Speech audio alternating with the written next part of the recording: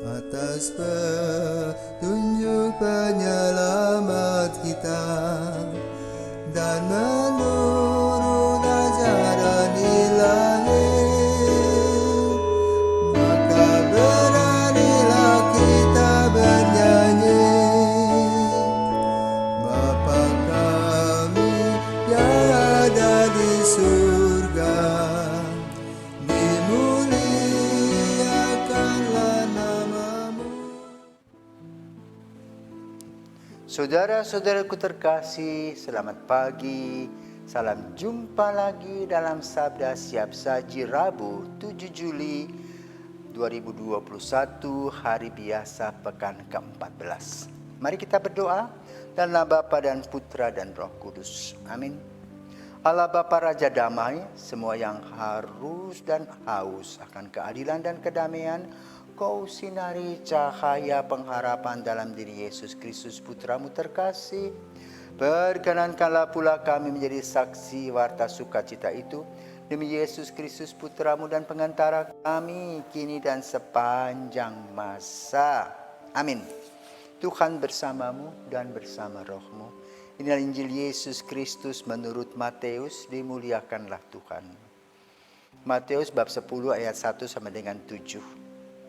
Pada suatu hari Yesus memanggil ke-12 muridnya dan memberi mereka kuasa untuk mengusir roh-roh jahat dan menyiapkan segala penyakit serta segala kelemahan.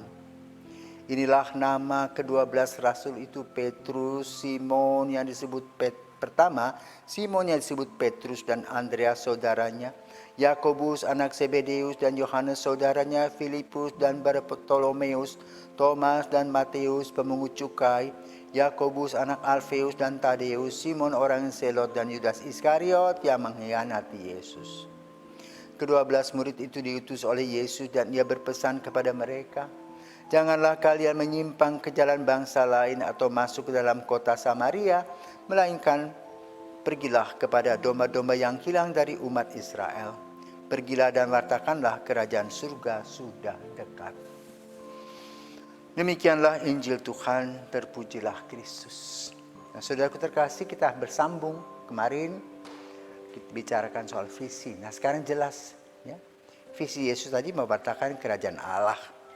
Maka misinya apa? Pertama, mengumpulkan para murid, memanggil para murid dari berbagai kelompok. Petrus sang juragan ikan, saudaranya juga nelayan. Kemudian Matius seorang pemungut cukai, ya, si kembar Yakobus dan Yohanes, ya.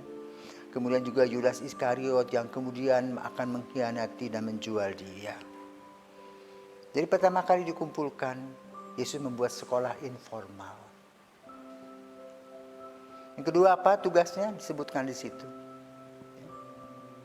Diberi kuasa untuk mengusir roh-roh jahat, melenyapkan segala penyakit serta kelemahan. Itulah misi. Supaya manusia tidak berdosa. Maka yang ditekankan adalah hidup rohani. Kalau kerohanian itu baik, maka baiklah juga secara jasmani.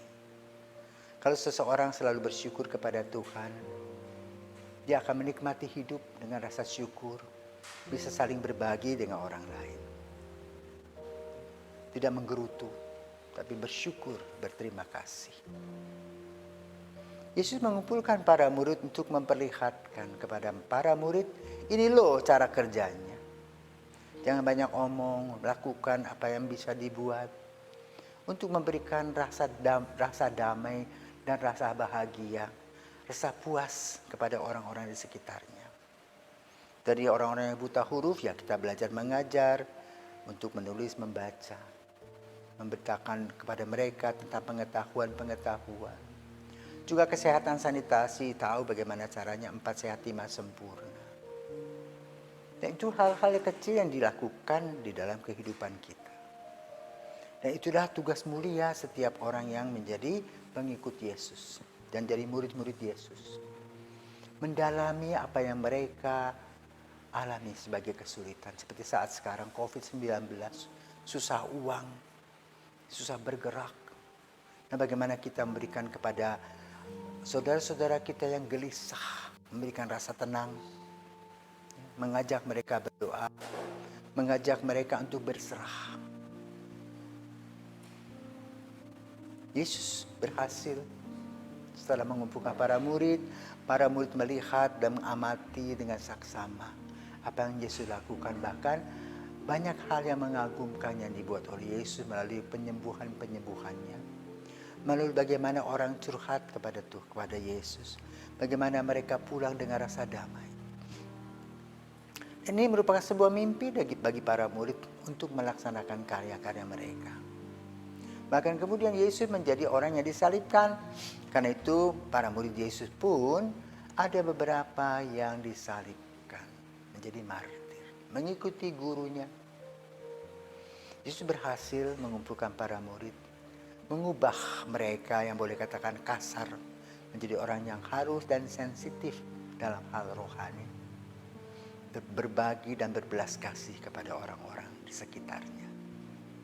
Dan itulah menjadi warna bagi kehidupan Kristiani. Maka ketika ada situasi di sebuah daerah di mana semua orang lari meninggalkan tempatnya, maka tanpa disadari penanaman nilai Kristiani di Eropa sudah hidup. Maka mereka selalu mengatakan welcome, selamat datang. Apapun yang kamu makan, ayo sama-sama dengan kita. Itulah bentuk cinta kasih. Semoga perjuangan kita untuk selalu memberikan yang terbaik selalu diberkati oleh Tuhan. Sebagaimana kesuksesan Yesus dan para murid. Selamat pagi.